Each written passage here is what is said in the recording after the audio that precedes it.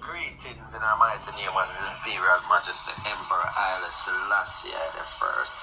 Jah Rastafari, light of I life, light of I world. Yes, ones and ones, let the words of my mouth and the meditation of my heart be acceptable in thy sight. This recording is in relation to a previous one. But what is anti-Semitism?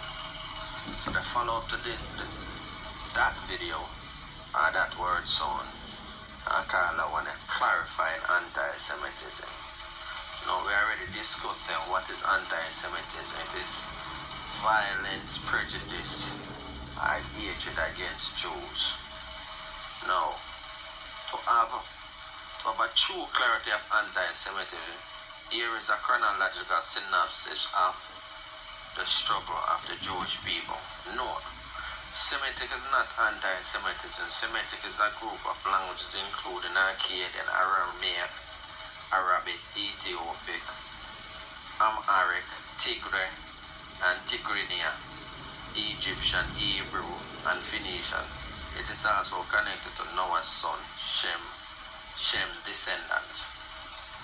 The genesis of the Jews started with another invader in the Bible called Noah, and this family flooded into the Afro-Asiatic world through Mount Ararat.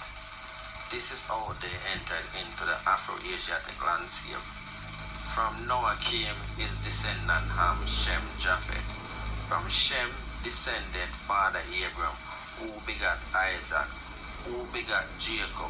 Jacob became known as Israel because he wrestled with God according to Genesis 32, verse 28, and took on the name Israel, hence the people became known as Israelites after Jacob's new name, no longer using the name Hebrew given to them. See Genesis 14:13. From Jacob/Israel came Moses, their liberator, who supposedly freed them from so-called Egyptian slavery. He also became their structured lawgiver because he was learning all the ways of the Egyptian. Acts 7, verse 22. His today Joshua/Yahshua in Hebrew, or Jesus in English, became the conqueror of Canaan. David became their kingdom builder. Solomon, their exalted, unopposed, last unified wise king and temple builder. Solomon's sons, Rehoboam and Jeroboam, power struggle caused division, where the kingdom of Israel is now divided into northern kingdom of Israel ruled by Jeroboam and southern kingdom of Judah ruled by Rehoboam. See 1 Kings chapter 11 verse 26 to chapter 12 2 to 3. This division caused the Assyrians' invasion and destruction of the northern kingdom of Israel in 721 BC. Then the southern kingdom of Judah was destroyed by the Babylonians around 598 BC, along with the destruction of the Solomonic temple. They classified this in their history as the Babylonian exile. Cyrus the Great from Persia, 600 to 530 BC, came and defeated the Babylonians, returning the Jews to Jerusalem, where under Persian patronage they rebuilt the second Solomonic temple in 538 BC. In 332 BC came Alexander the Great, who conquered Persia and took control of the known world, inclusive of Jerusalem. This started the Hellenization of the Jews. Hellenization is Jews taking on Greek customs. For example, a Jamaican becoming Americanized. Hellenization, Christianization, Islamization is one taking on the dominant culture of another.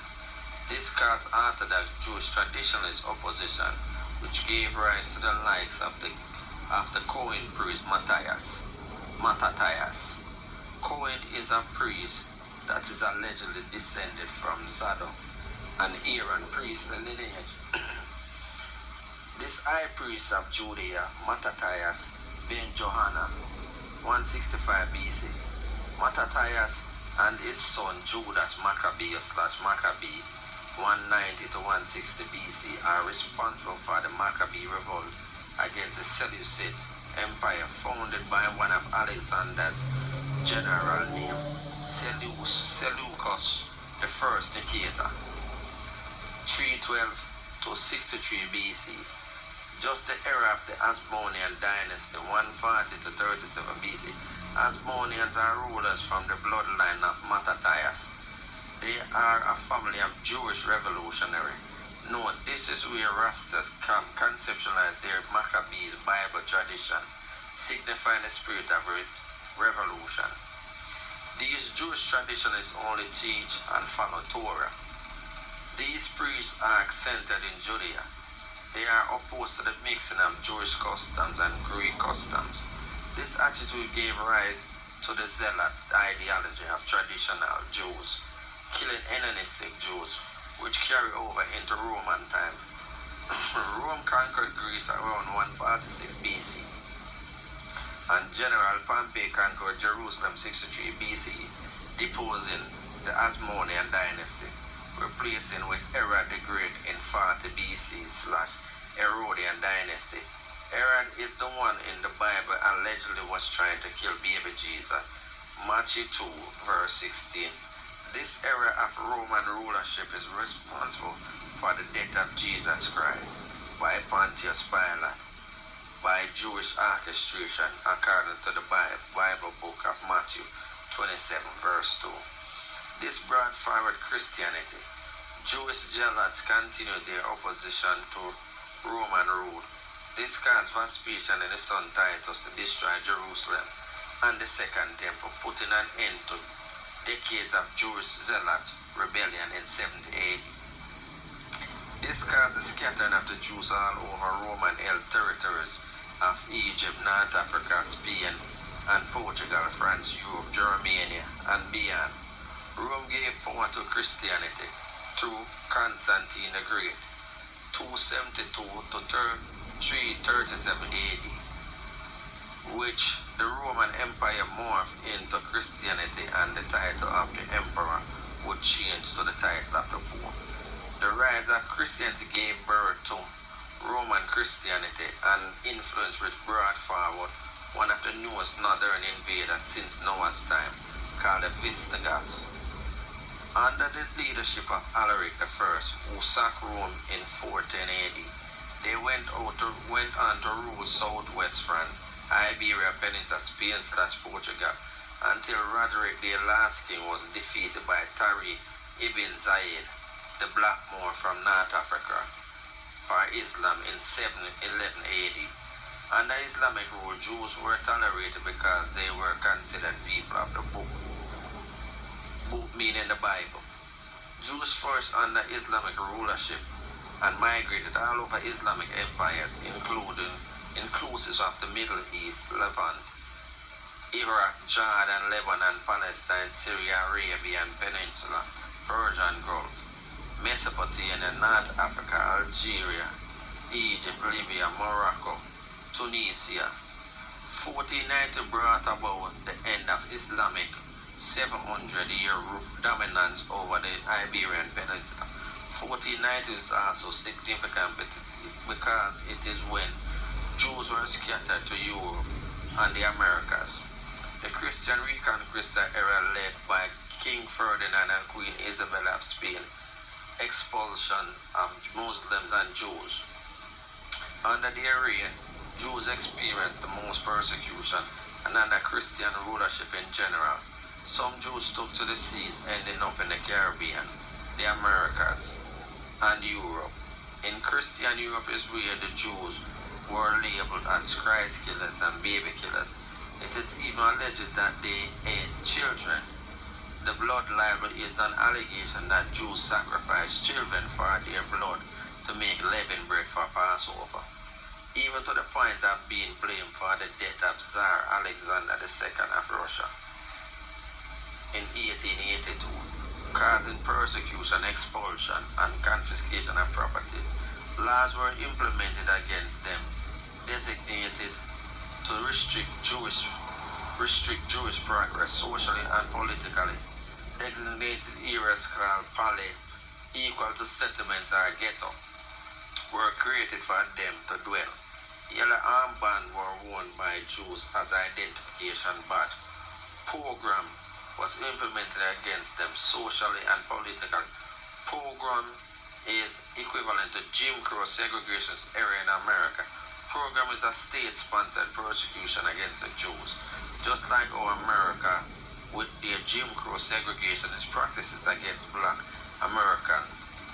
Loss of Jewish lives were commonplace in Christian Europe, Western, Central, and Eastern.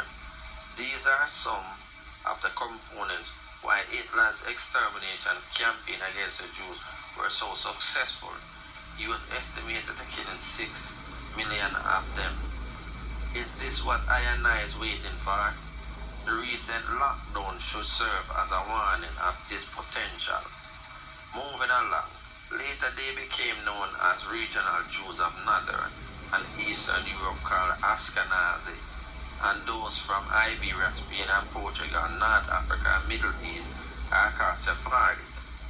1492 is also the era of Columbus' age of discovery and the systematic destruction of Africa and the Americas, in short, modern European domination of the world.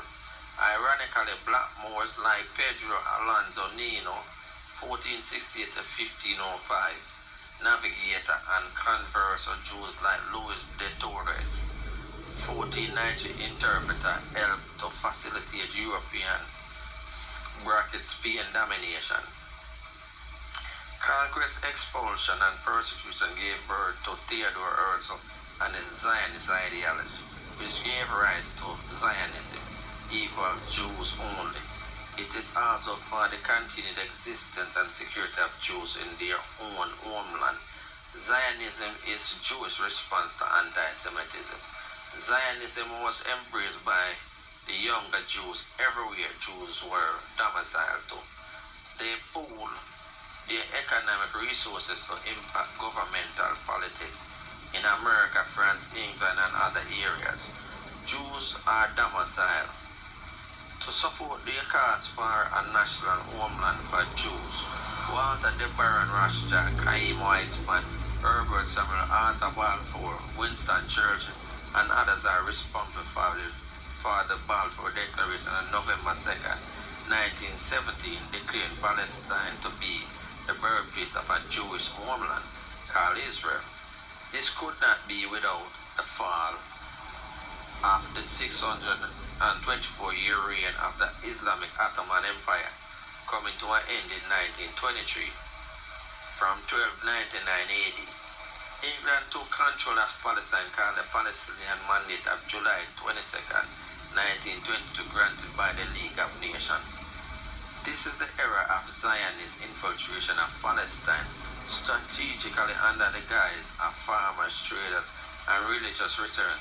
They organized by setting up strategically placed kibbutz, community/settlement, from 1910 along age-old boundaries of ancient Israel according to their Torah/Bible, secretly purchasing and building arms, preparing for the Palestinian Arabs and Arabs in general.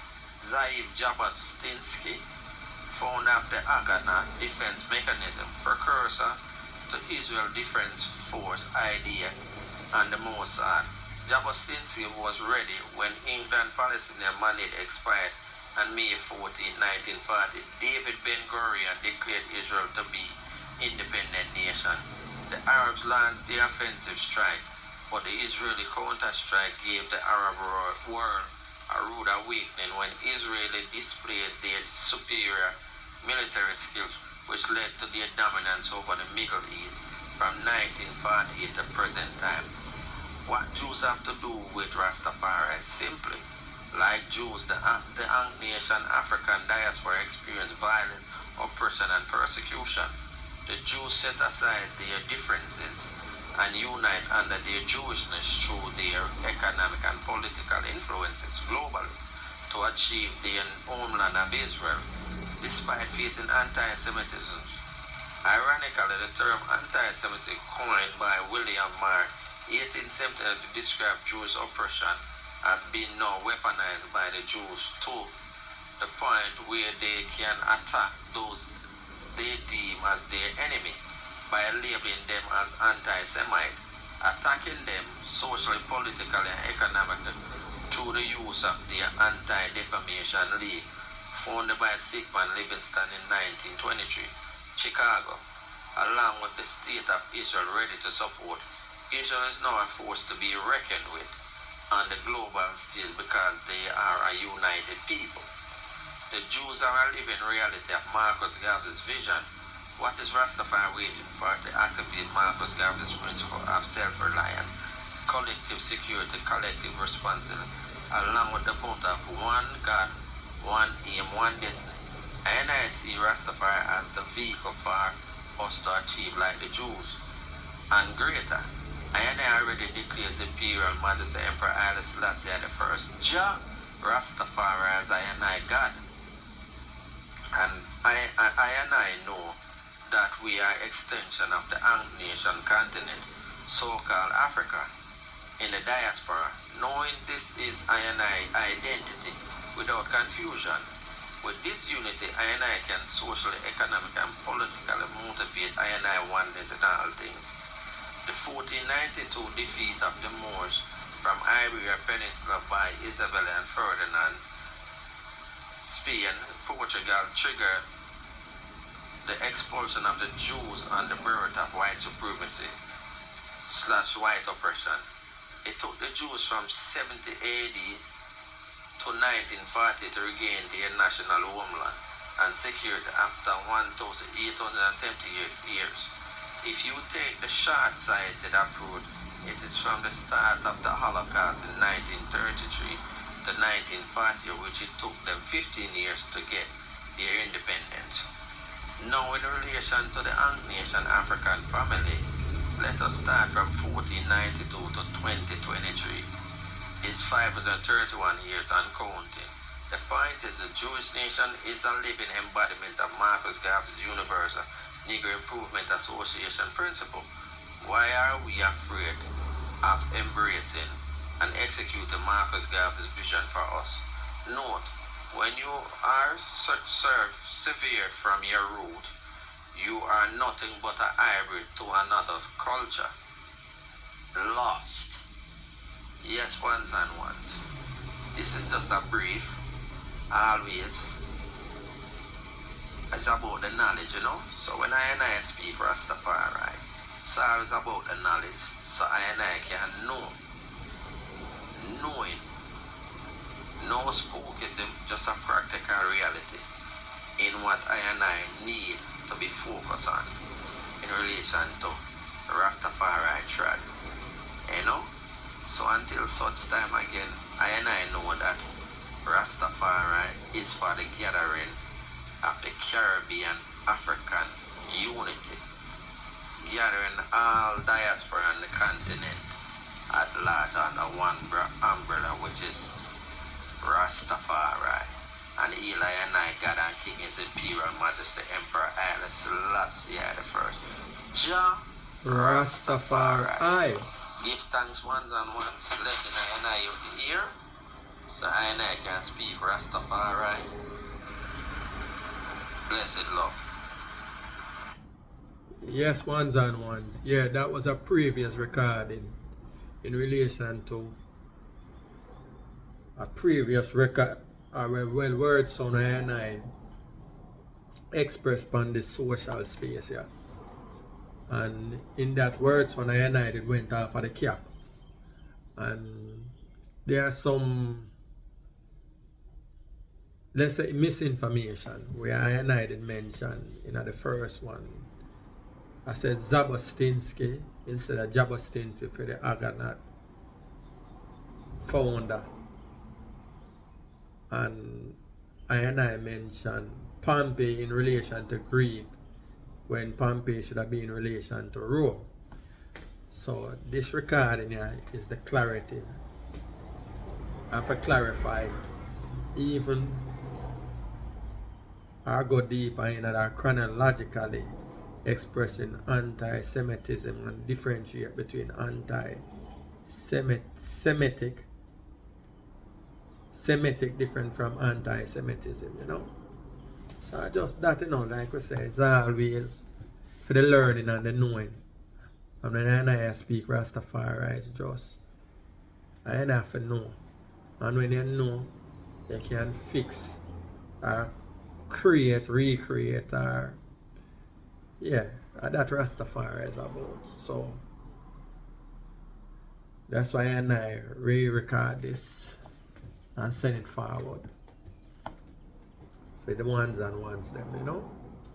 So again, give thanks to the time and give thanks to the ear and continue treading Rastafari, because Rastafari is yours and no one can take it from you because no one never gave it to you. Yes, I. So again, blessed love and protection, and may the Most High Jah Rastafari continue to shine the lights and I can recognize and trust and embrace Rastafari in fullness and in oneness. Blessed love.